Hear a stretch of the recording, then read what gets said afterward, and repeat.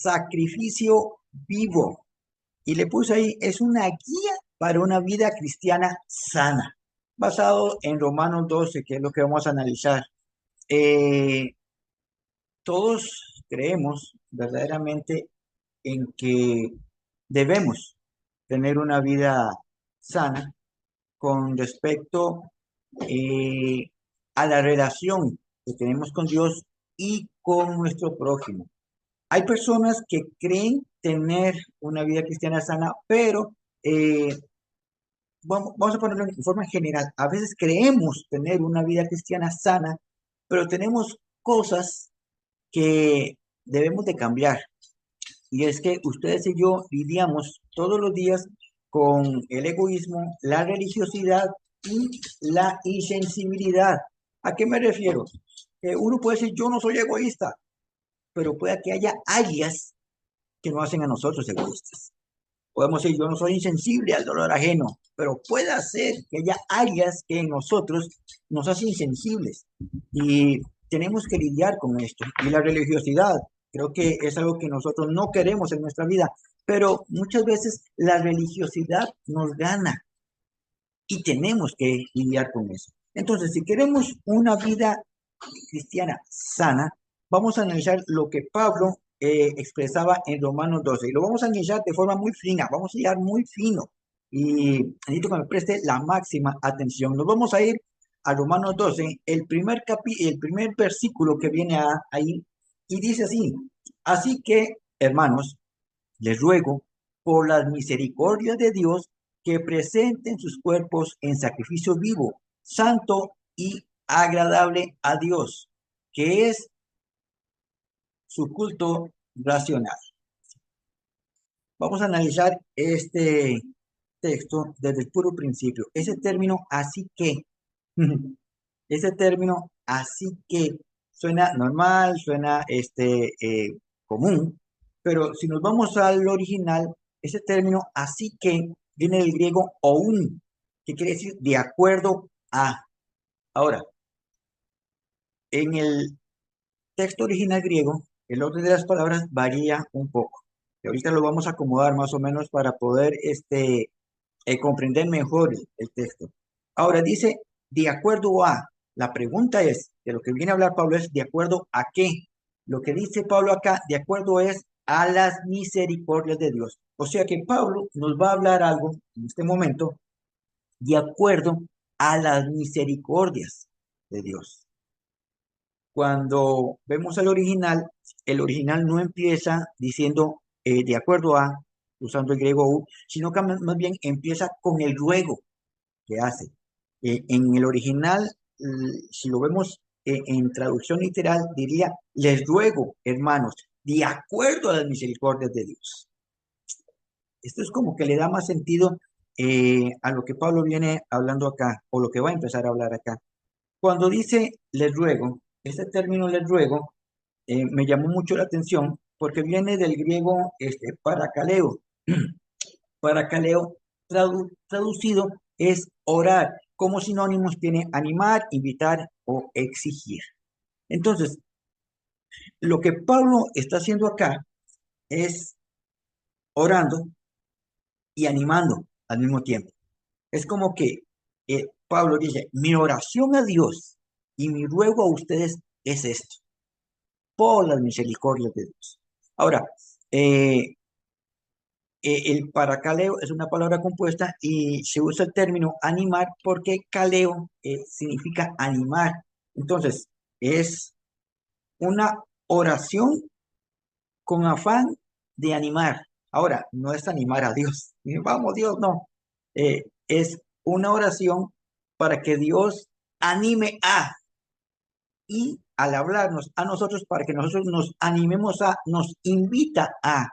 Y el término exigir no es la exigencia grotesca de que se tiene que hacer porque yo digo, no, el término exigir que usa acá es ese término que se usa por una cuestión de autoridad por posición. Un ejemplo, que el pastor nos diga a nosotros en un culto, yo les exijo que se amen unos a otros.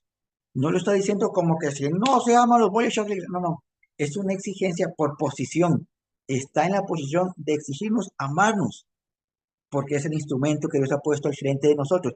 Pablo es el instrumento escogido por Dios para predicar el Evangelio, para predicar a judíos y no judíos, y entonces está en una posición de exigir por posición con afán de animar. Me doy a entender. Entonces, este les ruego abarca mucho, porque abarca la petición de Pablo hacia Dios con respecto a nosotros. Y la voz de ánimo que tiene Pablo hacia nosotros para cumplir algo que aquí Pablo está sugiriendo. Ahora, vemos entonces el texto más a nuestro tiempo, más a nuestra comprensión. Pablo dice, mi oración a Dios y mi invitación a ustedes, hermanos, de acuerdo a las misericordias de Dios. Todavía no estamos entrando a lo que está pidiendo Pablo en sí, pero vean que el asunto es serio, porque es una petición que Dios pone con respecto a nosotros, ¿verdad? Le hablaba a la iglesia de Roma en aquel momento, contemporizando, nos está hablando a nosotros ahora, entonces la oración de Pablo era hacia Dios por una petición específica que tenía que ver con nosotros y una carta que escribe directo a nosotros para que tratemos de comprender, de entender, de acuerdo a las misericordias de Dios. Ahora, cuando hablamos de misericordia de Dios, eh, Pablo sabía de primera mano lo que era misericordia. Ustedes y yo estoy seguro que sabemos también de primera mano lo que es misericordia, misericordia de Dios. Y esto es algo que se debe aprender y es necesario aprender. Jesús en Mateo 12 le decía a sus discípulos, eh, si supieran, o le decía, si supieran qué significa misericordia quiero y no sacrificio, no condenarías a los inocentes. Ahora, ustedes y yo no podemos declarar a nadie ni culpable ni inocente. Esto se dedica a Dios. Entonces, no podemos nosotros juzgar a nadie, mucho menos condenar a nadie. Eh, Tal vez Jesús hablaba directo a los fariseos, pero nosotros no vamos a escudarnos a eso. Si la Biblia es contemporánea, Jesús, el mismo ayer, hoy, siempre, habló ayer, habla hoy y seguirá hablando y nos habla en este momento. Si supieran qué significa misericordia quiero y no sacrificio, en otras palabras, no andaríamos condenando a nadie. Y uno podría decir, pues yo no condeno a nadie. Y leemos fino en nuestra forma de hablar, y leemos fino en nuestra forma de pensar, y leemos fino en nuestra forma de, de juzgar una situación de cualquier persona. A veces parece que no, pero si hilamos fino nuestra manera de ser, pueda que sí, no digo que sí al 100%, pero pueda que haya áreas que nos molestan, que nos afectan, de acciones de personas que uno desearía castigo para ellos. Pero acuérdense que Jesús no vino a condenar al mundo, vino a salvar al mundo. Y ustedes a mí no nos toca condenar, sino a proclamar salvación. Por eso Jesús decía, si supieran qué significa misericordia, quiero, y no sacrificio. O sea, no es tanto lo que se congregan, no es tanto lo que estudian, no es tanto lo que oran, no es tanto lo que leen la Biblia, no es tanto eso, que es importante, pero que no tiene que estar desligado a un cumplimiento religioso, olvidando lo que es la misericordia. Jesús habla lo que el Padre habla. El Padre habló allá al profeta Oseas y le decía esto, y me gusta lo que dice Jehová, hablándole a Oseas para que le hable al pueblo de Israel, que ahora nos habla a nosotros, porque misericordia quiero, dice Dios, y no sacrificio, y esto, y conocimiento de Dios más que holocausto. Me faltó una tilde ahí, más que holocausto. ¿Qué, qué quiere decir esto? Que si usted y yo nos preocupamos más por llegar al conocimiento de Dios, vamos a comprender que es más importante el conocimiento de Dios que el cumplir, digámoslo así, las leyes religiosas. No digo que no tengamos ahora, entonces no me voy a congregar, no voy a orar tanto ni leer la Biblia, sino que voy a ayudar a los demás, porque entonces nos estamos desligando de Dios. Conocimiento de Dios significa que voy a hacer lo que Dios quiere que haga, haciendo algo sin olvidar lo otro, haciendo esto sin desligar lo otro. Entonces, a Dios le interesa que ustedes y yo actuemos con misericordia, con conocimiento de Dios, porque la misericordia humana se vuelve alcahuetería, la misericordia humana se vuelve condicionada, pero cuando la misericordia es con conocimiento de Dios, vamos a ser misericordiosos, realmente como Dios quiere que lo seamos, como Dios lo es con nosotros. Entonces, Jesús le hablaba a sus discípulos y directamente a los fariseos. Jehová le hablaba al profeta Oseas para que hablara por Israel. Leemos la Biblia y entonces usted y yo entendemos que Dios nos habla a nosotros. Y Pablo entendía lo que era misericordia de Dios, porque Pablo comprendía algo. Vean esto. En el momento en que se estaba proclamando el Evangelio, había alguien que se volvía estorbo de esa proclamación y era Saulo de Tarso, el mismo Pablo, porque Pablo arrestaba, mataba, encarcelaba, maltrataba, dañaba, golpeaba a aquellos que se decían ser proclamadores de Cristo, aquellos que se decían ser seguidores de Jesús, aquellos que hablaban en el nombre de Jesús. Entonces, si Pablo entiende esto, si Dios decidiera eliminar la X de la ecuación que está estorbando en la promulgación del Evangelio, a mí me mata, dice Saulo, a mí me mata, dice Pablo, me elimina. Y humanamente diría uno, es lo que tenía que hacer. Eliminemos. Si Pablo está matando cristianos, pues elimina a Pablo, Dios, y ya no van a matar cristianos, o al menos él no va a matar cristianos. Pero Dios no actuó así con Pablo. ¿Cómo actuó Dios con Pablo? Con misericordia.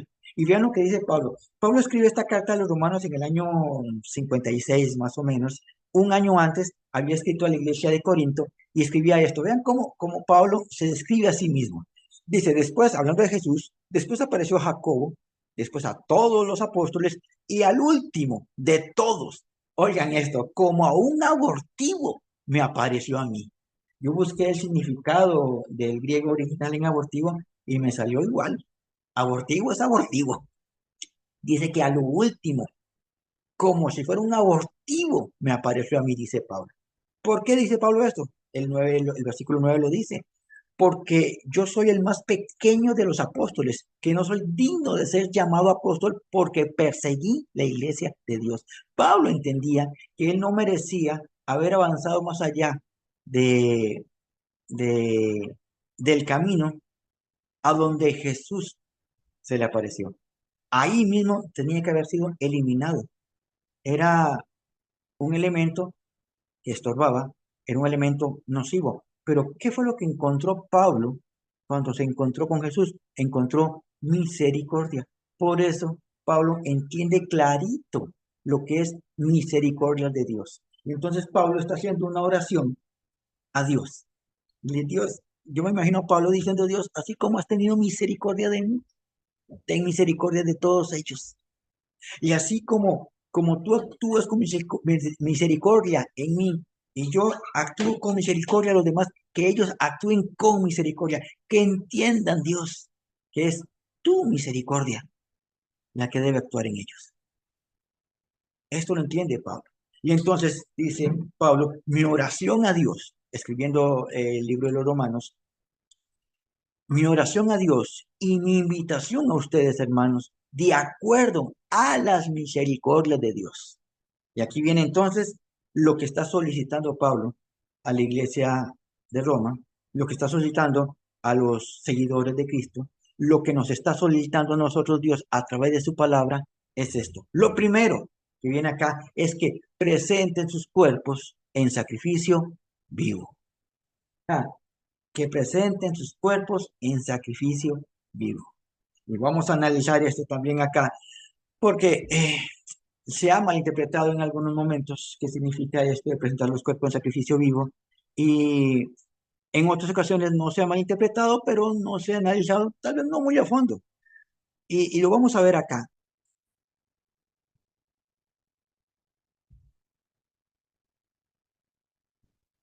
Muy bien. Eh, decía, decía que Pablo hace una oración y una invitación a nosotros basado en la misericordia de Dios para que ustedes y yo presentemos nuestros cuerpos en sacrificio vivo.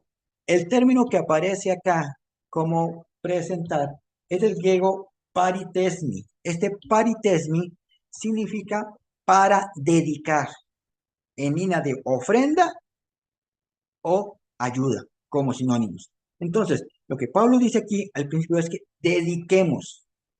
Está hablando de nuestra vida, que nuestra vida sea dedicada como ofrenda o como ayuda. Y entonces, ¿cómo ofrendamos nuestro cuerpo como ofrenda y como ayuda? Bueno, el término cuerpo que viene acá es del griego soma, que se traduce como esclavo, al servicio de alguien. Esclavo, persona al servicio de alguien. Y la definición de cuerpo que se usa acá es como un todo completo. Ahora explico acá. ¿Cómo ayudo yo a alguien con todo mi ser, con todo mi cuerpo en sí, cuerpo, alma y espíritu? Porque yo puedo perfectamente extender la mano para ayudar a alguien a levantarse. Hablo de forma física. Puedo usar mi cuerpo, mis manos, mis pies para ayudar a alguien que necesita que cargue algo, que necesita un abrazo, que necesita, no sé, uso mi cuerpo físico para hacer bendición para alguien. ¿Cómo uso mi alma para bendecir a alguien? Mi alma, la parte almática de nuestro ser, la parte sensible de nuestro ser. Cuando usted y yo escuchamos a alguien, hay personas que lo único que ocupan es hablar y desahogar su corazón. Y entonces están nuestros oídos y nuestra alma dispuesta para escuchar a esa persona. ¿Y cómo usamos nuestra parte espiritual? Ahí sí, cuando oramos e intercedemos por las personas. Porque cuando habla acá de que dediquemos como ofrenda al servicio de otras personas, no es solamente orar por ellas, es que a veces lo limitamos, a veces lo encajonamos y decimos, yo estoy orando por fulano que no tiene que comer, yo estoy orando para que Dios haga un milagro en la economía de él, pero no le doy ni un atún, significa que estoy limitando, estoy ayudando, claro, estoy orando, estoy intercediendo, pero me estoy quedando acá y aquí dice la definición del cuerpo como un todo completo, o sea que si yo ayudo en oración, tengo que ayudar también físicamente. Tal vez puedo aportar algo o mover personas que me ayuden a ayudar a esta persona, tal vez en la parte económica, con alimento. Yo estoy orando para que esta persona que se siente muy triste, muy, muy triste, se vaya a tu espíritu de tristeza. Amén, aleluya, y reprendo. Pero no soy capaz de sentarme a hablar con esta persona y escuchar qué es lo que la tiene así con tanta tristeza, qué es lo que hay en su interior que le invita a llorar nada más. Entonces, me doy a entender, hay que dedicar todo nuestro cuerpo como si fuéramos esclavos al servicio de esta persona. ¿Qué necesita? ¿Qué ocupa? Cuerpo, alma y espíritu están para servirles.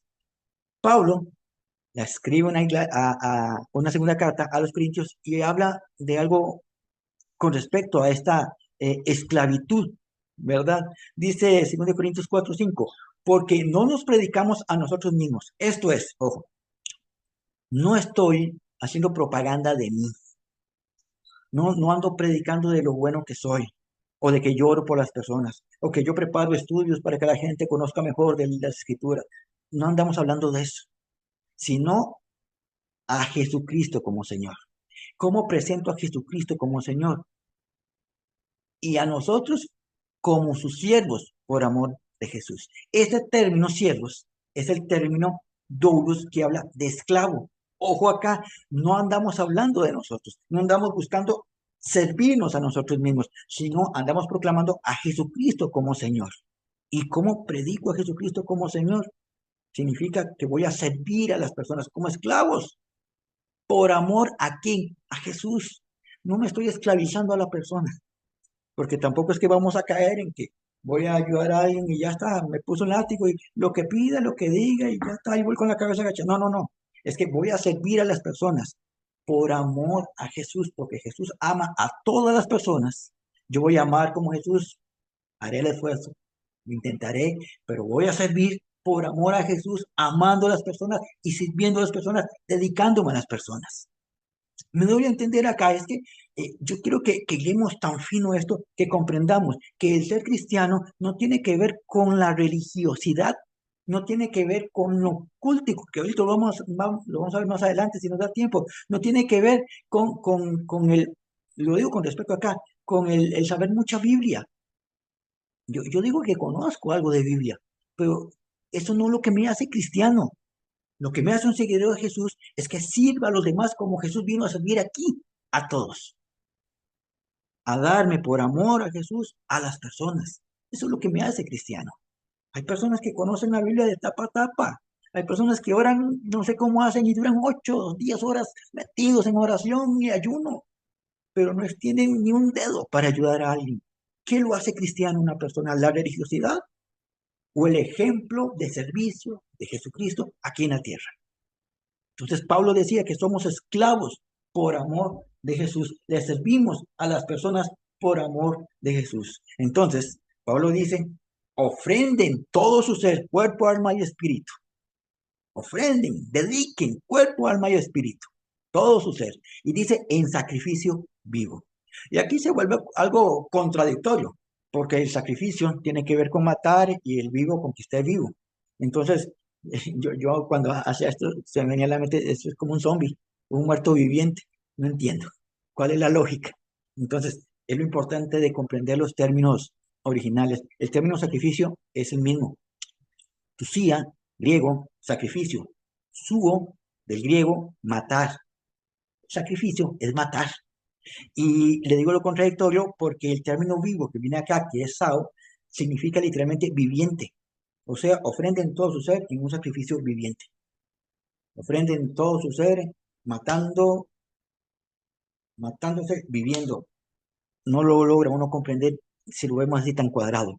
Pero yo les decía a ustedes al principio que existen personas que viven una vida cristiana y creen que es una vida cristiana sana, pero están obviando cosas, estamos obviando cosas que hay en nuestra vida que tiene que ser sacrificada, tiene que ser, usemos la palabra sudor, tiene que ser matada de nuestra vida. Porque una vez prediqué yo, recuerden el pequeño fariseíto que hay en nosotros, todos nosotros tenemos en mayor o menor medida orgullo, vanagloria, egoísmo y religiosidad. Todo la tenemos. Que algunos la expresan de una manera maravillosa, cierto. Hay otros que no la expresamos tan maravillosamente, gracias a Dios. Pero todos tenemos algo de orgullo. Todos queremos que en algún momento nos reconozcan nuestro trabajo. Todos queremos que en algún momento digan nuestro nombre cuando hicimos algo. Siempre hay algo que quiere levantarse ahí como orgullo, que yo decía que es el enemigo silencioso. La vanagloria es algo que todos tenemos. Si no tuviéramos algo de vanidad sobre nosotros, nos daría igual cómo nos vestamos, si salimos peinados o no, si nos bañamos, si olemos bien o no. Todos tenemos algo de vanidad. Pero cuando la vanidad invade nuestro ser, a querer hacer todo para que seamos nosotros los que reluzcamos, ahí entramos en problemas con Dios, porque Dios dice, mi gloria no la comparto con nadie.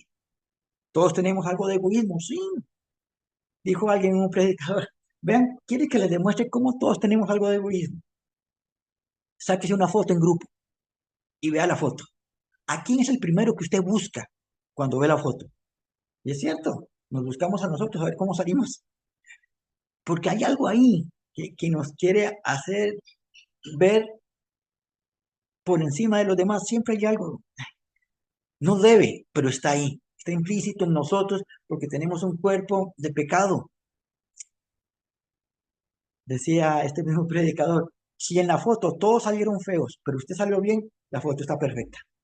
Pero si en la foto todos salieron bien y usted salió con los ojos cerrados, la foto está mala y hay que volverla a sacar. Porque siempre está eso de nosotros, que queremos sobresalir o sentirnos mejor que los demás, no sé. Ese egoísmo que todos tenemos. Y la religiosidad nos consume.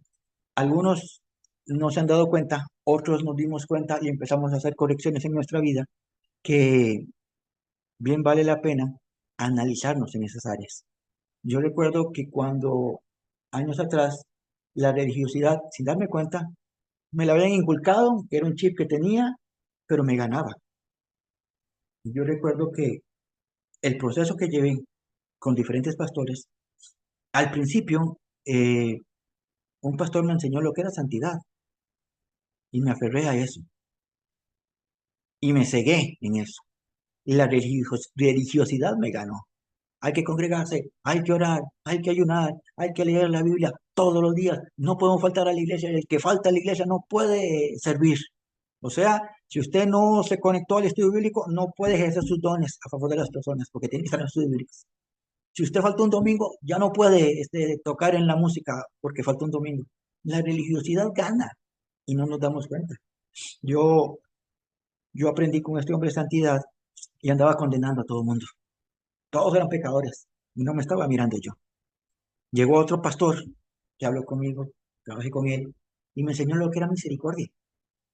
Entonces entendí, hay que vivir en santidad sin olvidar la misericordia de las personas, porque todos, incluyéndonos, estamos en un proceso con nuestras debilidades y luchas, que a veces nos ganan, a veces perdemos, pero nos volvemos a levantar porque creemos en Dios. Y si yo estoy luchando para ser cada día mejor, ¿quién me dice que el que está a la par mía, que aunque lo veo bien malo, no está luchando en su interior? Yo cambié la oración hace mucho tiempo. Cuando yo decía y vi a alguien, yo, Señor, Señor, tócalo, tócalo, que abra los ojos, porque ¿cómo puede vivir así? Y se me viene a la mente, ¿y quién dice que no lo he tocado? ¿Y quién dice que él no está luchando por cambiar? Yo no puedo juzgar eso. Señor, lo bendigo y te pido que siempre le ayudes en su esfuerzo por ser mejor. La religiosidad nos llega a ganar. Cuando estaba chiquillo yo, 23 años, quise entrar a una iglesia cristiana, una iglesia evangélica, y yo usaba gorra. Pocas veces me entró en aquel tiempo querer entrar a una iglesia cristiana, pero quise entrar esa vez y no me dejó entrar porque tenía una gorra puesta. Y me dije, ¿se quita la gorra o no entra? Renco y lo empujan. No entré y me fui. La religiosidad le ganó a ese pastor, que tal vez ese día no me iba a quitar la gorra, pero sí me iba a quitar el orgullo y todo lo que tenía en mi adentro y entregarlo a Dios. Pero la religiosidad le ganó. Entonces, orgullo, vanagloria, egoísmo, todos en alguna medida lo tenemos. Y si decimos, no, no, yo ya maté mi orgullo, amén, yo ya maté mi vanagloria, amén, yo ya maté el egoísmo, amén, yo ya maté la religiosidad, amén, lo felicito cuando lo hizo ayer. Muy bien, pues no es solamente ayer, eso hay que hacerlo hoy también, y mañana y pasado mañana. Es una batalla diaria, porque ese pequeño fariseíto con esas características está dentro de nosotros y siempre va a querer levantarse.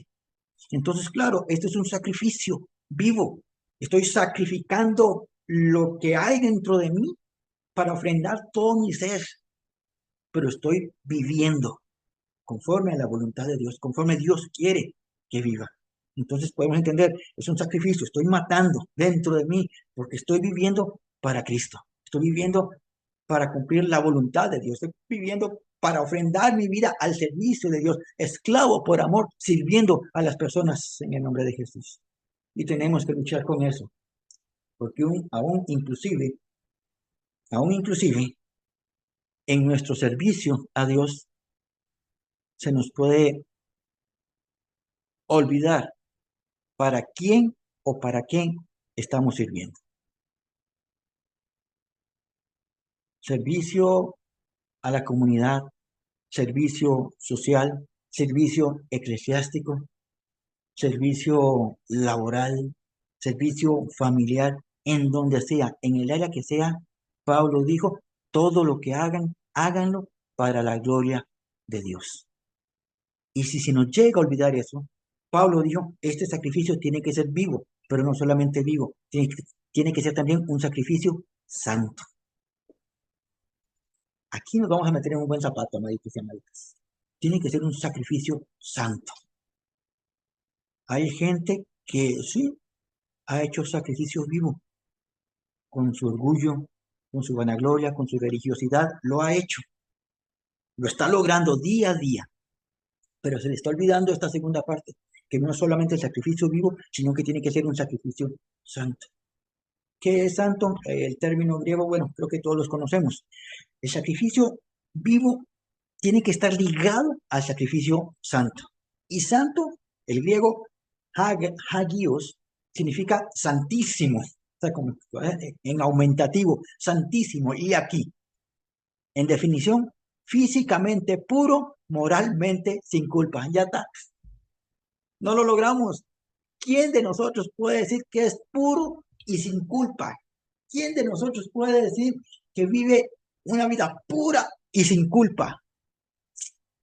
No, no hay, no hay. Entonces, ¿cómo vamos a hacer un sacrificio vivo? Santo, un sacrificio porque yo vivo una vida pura y porque no hay culpa en mí. ¿Quién puede decir eso? Es como decir, yo, es más, le pongo esta fecha, yo, del, de la pandemia para acá, no volví a pecar. ¿Quién puede decir eso? No me pueden achacar nada de culpa porque yo ya no peco. ¿Quién puede decir eso? Yo vi una vida tan pura, tan recta. Suena una locura, ¿cierto? Suena una locura, porque no hay manera, no hay manera. Y esto, mi amado, nadie, ninguno de nosotros lo puede lograr.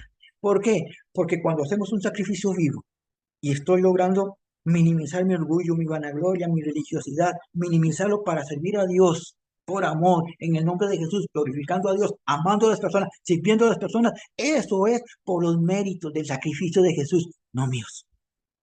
Me aplaudo porque ya no soy tan orgulloso. No me aplaudo, lo he logrado por los méritos del sacrificio de Jesús, que es el que me ha lavado de toda culpa y me presenta puro delante del Padre por el sacrificio que Jesús hizo, no lo que yo hago. Entonces entendemos esto. Yo puedo hacer un sacrificio vivo, es cierto, pero sin olvidar que los méritos son de Jesucristo. Porque sin Él, mi amado, mi amada, sin Él no podemos cambiar nuestro orgullo, nuestra vanagloria, la religiosidad, no lo podemos cambiar. Los fariseos no tenían, no estoy hablando a favor de ellos, pero los fariseos no estaban tan mal. En sí, los fariseos, a su inicio, lo que hacían ellos era velar para que la ley se cumpliera. Y eso estaba correcto, velar para que la ley se cumpliera. Que fue que los desvió del camino cuando se volvieron jueces y estaban viendo que ellos cumplieran la ley. Y se les olvidó que ellos también tenían que cumplir la ley. Y que, no sé, ellos mismos no se pueden mentir, yo fallé en esto, pero nadie lo sabe. Él no se castigaba, actuaba con misericordia a sí mismo, pues esta misericordia tenía que ser también hacia las demás personas. El sacrificio de Jesús es lo que a usted y a mí, por sus méritos, nos dan las fuerzas para poder cambiar, para poder mejorar. Y la gloria siempre será de Él. Qué bien que lo veo ahora. ¿Cómo ha cambiado? Usted no es el que era antes, usted ahora está mejor por Jesucristo, por su obra en mi vida, por el trabajo que Él hace en mí, por su Espíritu Santo que habita ahora en mí. Por eso ahora soy mejor. Sí, yo me esfuerzo y hago todo esto, pero sin Él, por más esfuerzo que haga, no lo logro. Mis logros tienen nombre y se llama Jesucristo. Es lo que hace que nuestro sacrificio vivo tenga la lógica y el sentido de por qué lo hacemos. Porque entendemos que los méritos son para la gloria de Jesús. Entonces, entendemos que aquí les va a caer más bien la palabra santo. Entonces, es cuando usted y yo vivimos apartados para Dios. ¿Recuerden? El término santo no habla de perfección. El término santo habla de personas apartadas para. Usted y yo somos santos, no por perfección. No somos santos porque no fallamos, porque ninguno. Somos santos porque somos apartados para Dios, que es lo que significa el término santo. Entonces, cuando logramos comprender esto, que el sacrificio vivo que yo hago, ese sacrificio día tras día, lo hago no para que se me reconozca, no para que se me aplauda, No para que me pongan en un pedestal, no.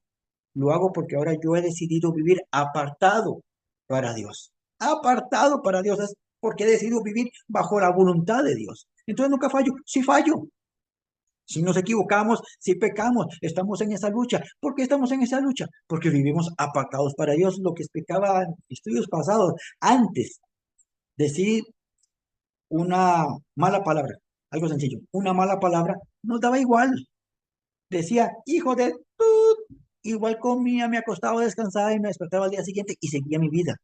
Después, cuando la obra del Espíritu Santo empieza a trabajar en mi vida y si me salió una mala palabra, ¡oh! Ya está, qué dormir, qué comer, de rodillas, Señor, perdón. Porque si antes no me molestaba, ahora me molesta? Porque ahora decidí vivir apartado para Dios y esto tiene que marcar diferencia, estemos donde estemos y con quien estemos. Sacrificio vivo, no solamente vivo, es un sacrificio santo, un sacrificio apartado para Dios, reconociendo los méritos de Jesucristo. Yo, yo, yo eh, corrijo esto, corrijo esto, y me ayudó mucho el estudio que dio Don Milton. Eh, yo no soy bueno, y yo siempre he dicho, yo soy malo, malo, malo, malo. Y todavía sostengo que soy malo, pero la bondad de Dios vive en mí. Y la bondad de Dios hace que no sea tan malo, malo, malo. ¿Por qué? Porque la bondad de Dios en mí hace que obren cosas buenas en mí.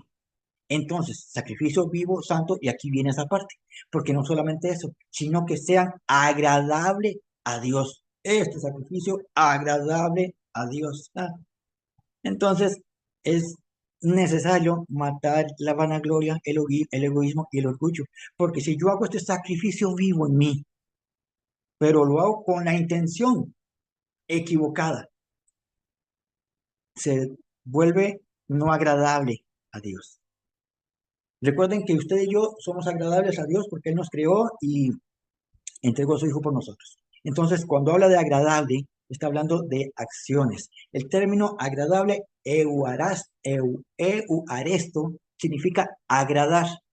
Me gusta la definición que viene, de dónde viene este término. Deriva del término aresco, que significa ser agradable y como definición buscar serlo. Por eso me refiero que no es que usted y yo hagamos algo para agradarle a Dios. No podemos. Eso es como decir, a- voy a conectarme a todos los estudios para que Dios me ame más. No lo va a lograr. Voy a ir a todos los cultos para que Dios me ame más. No lo va a lograr. Voy a a orar más para que Dios me perdone. No lo va a lograr. Nuestros esfuerzos son nulos. Ya usted y yo somos amados por Dios, aún así como éramos antes de haber entregado nuestra vida a Él. Ya Él nos amaba, ya éramos agradables para Él.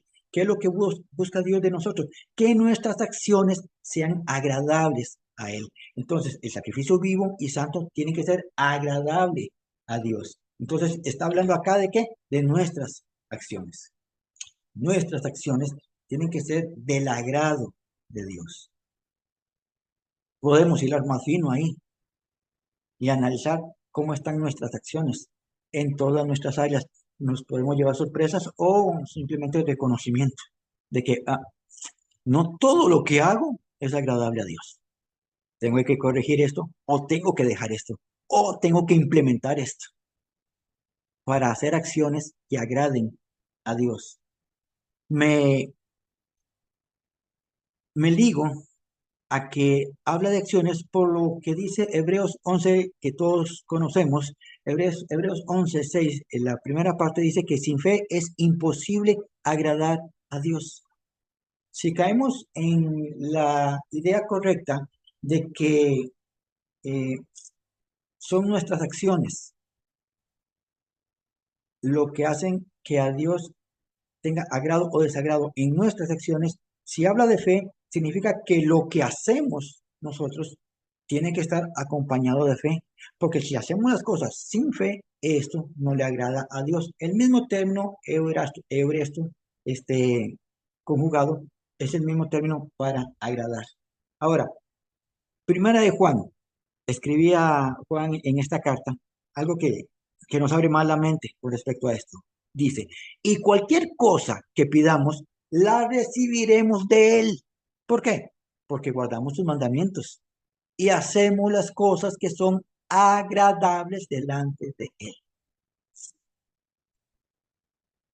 Fe, la fe es que usted y yo recibimos de Dios por gracia. Entonces, como recibimos de Dios por gracia, nuestro esfuerzo por agradecimiento es obediencia. Nuestro esfuerzo por agradecimiento es hacer lo que a Dios le agrada. No podemos decir que amamos a Dios, que honramos a Dios, si nuestros hechos son contrarios a eso. Un día vamos a hacer el estudio de lo que dice Santiago. Muéstrame tus, tu fe sin acciones y yo te muestro mi fe con acciones. Santiago, después lo vamos a ver. Significa que lo que yo hago está acompañado de fe, porque con fe mis acciones son agradables a Dios. Entonces yo le pido a Dios con confianza, porque estoy viviendo en obediencia y porque hago acciones que le agradan a Él. No significa que esto compra el favor de Dios. Significa que tengo mi fe puesta en Dios y lo hago por fe.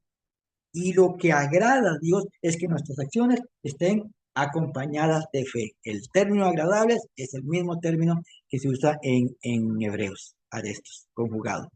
Entonces, me doy a entender acá. Lo que Pablo quiere es que ustedes y yo comprendamos que el sacrificio vivo es matar dentro de nosotros todo aquello que quiera quitarle el lugar de honra que merece Dios. Quitar de nosotros todo aquello que se vuelva estorbo para que otros reciban la bendición de Dios. Significa que ese sacrificio vivo lo estoy haciendo no para reconocimiento propio, sino porque he decidido vivir apartado para Él. Y significa que si hago esto es porque he decidido hacer acciones, como dice Juan acá, acciones agradables delante de Él. El texto, para que nos quede más claro, dice Pablo, mi oración a Dios y mi invitación a ustedes, nos está hablando a nosotros, hermanos, de acuerdo a las misericordias de Dios que Pablo experimentó, que usted experimenta, que yo experimento todos los días. De acuerdo a estas misericordias es que ofrenden, ahí corregimos, ofrenden todo su ser en un sacrificio viviente. Ya nos quedó claro, apartado para Dios, nos queda claro, en acciones agradables a Dios, nos queda claro. Esto es lo que está pidiendo Pablo, que nuestra vida esté entregada a Dios en servicio. Y ojo, porque cierra diciendo que es su culto racional. Y nos vamos a esta última frase, culto racional. Ah, cuando yo digo la palabra culto, ¿qué se les viene a la mente? Estoy seguro que al igual que a mí, culto. Estamos dentro de un templo, aplaudiendo, cantando música, tiempo de saludos, de avisos, de ofrendas, una buena predicación que nos bendice, tiempo de administración, y terminó el culto, nos vamos para la casa. ¿Está incorrecto? No, está correcto. Eso es un culto dedicado a Jehová, dedicado a Dios, dedicado a Jesucristo, dedicado a nuestro Señor. Está correcto. Pero el término culto que viene acá no es ese que se refiere, sino de algo diario. Y el griego latpeia habla de oficio, ministración de Dios. No ministración a, sino ministración de Dios. Significa que es mi servicio, que ministra a las personas, que bendice a las personas de parte de Dios. El culto, el oficio, lo que usted y yo hacemos, eh, que presentamos nuestro cuerpo en sacrificio vivo, santo y agradable, es servicio, ministrando de Dios a las personas. Significa que cuando yo ayudo físicamente a alguien, estoy siendo instrumento de Dios para bendecir a esa persona. Que cuando yo pongo mi alma, mi parte almática, para tener empatía con el dolor de la persona y darle mi hombro para que llore si tiene que llorar y estar yo ahí para esta persona, estoy sirviendo como instrumento de Dios para ministrar su presencia a esa persona. cuando estamos orando, sea un martes o de forma personal, por las necesidades de las demás personas, estamos siendo instrumento de Dios para bendecir a la distancia a estas personas por quienes estamos intercediendo. Ese es el oficio racional, y esto les va a ser curioso, el término racional. Estamos hablando aquí de servicio. Un servicio racional significa un servicio, el griego logikos. ¿A qué le suena logikos? A eso. Es un servicio lógico, es lo que dice Pablo. El servicio lógico que tienen que hacer es este. Tienen que sacrificar, matar esto que puede estorbar, presentarse delante de Dios apartados para Él, haciendo acciones agradables a Él. Y este es el servicio lógico, términos lógicos. Tiene que ver con pensamiento, con razón y el sentido común. Que el sentido común a veces no es tan común. ¿Quién quiere estar al frente de una congregación predicando, hablando de Jesucristo, para que le aplaudan y le reconozcan que no hay predicador como él, que es el mejor y que dicha que lo trajeron, que lo invitaron, porque es el mejor? ¿Quién quiere predicar, hacerlo así? Pues hay gente que predica así, sin sentido común. Predican, dijo Pablo, no nos predicamos a nosotros mismos, pues hay personas que se predican a sí mismas, demostrando su conocimiento, su léxico, su forma de mover masas. No es lógico, pero hay personas que hacen trabajo así, sin sentido común. A veces parecemos, hablo en general, políticos, porque hacemos el bien para alguien, pero queremos que nos lo reconozcan. Y Pablo dice, eso no es lógico. Si hacemos el bien a alguien, es para que Dios ministre a esa persona y el nombre de Dios sea glorificado. El nombre de Dios sea glorificado. Nuestro servicio tiene que tener un buen pensamiento, una buena razón y un buen sentido común. Cierro, cierro, cierro. Según Romanos 12:1, ofrendando todo nuestro ser. Ponga atención, amadito y amadita. Ofrendando todo nuestro ser, matando día a día el orgullo, la vanagloria, el egocentrismo y la religiosidad, viviendo apartado para Dios y practicando acciones que le agradan a Dios. Así es el servicio lógico de aquel que tiene una vida cristiana sana. Pablo lo dijo, y ahí está clarito. Una vida cristiana sana sacrifica todo esto. Entiende que vive apartado para Dios y que sus acciones tienen que agradar a Dios. No me tienen que agradar en el sentido del egocentrismo. Es que mi acción primeramente tiene que buscar agradar a Dios. Todo lo que haga de palabra o de hecho para la gloria de Dios. Y esto es el servicio lógico, que solamente lo entiende el que tiene una vida cristiana sana. El que no tiene una vida cristiana sana nos llama locos, nos llama, sí, sí, está loco. ¿Para qué ayuda a fulano? Si fulano es malo, si fulano hasta habló mal de usted. El que no tiene a Cristo no lo entiende. El que no tiene una vida cristiana sana no lo entiende. El que tiene una vida cristiana sana entiende que no está para servir a algunos, está para servir a todos en el nombre de Jesús. La pregunta, la pregunta es, ¿cómo llegamos a esto? ¿Cómo logramos hacer esto? Tengo la respuesta, pero no se las puedo dar hoy porque se nos fue el tiempo. Se los dije. Pero más adelante, de hoy en 15, lo retomamos y nos vamos a ir a esta parte. ¿Cómo logramos cumplir Romanos 12:1 en nuestra vida? Muy bien, eso sería el estudio de sacrificio vivo para el día de hoy.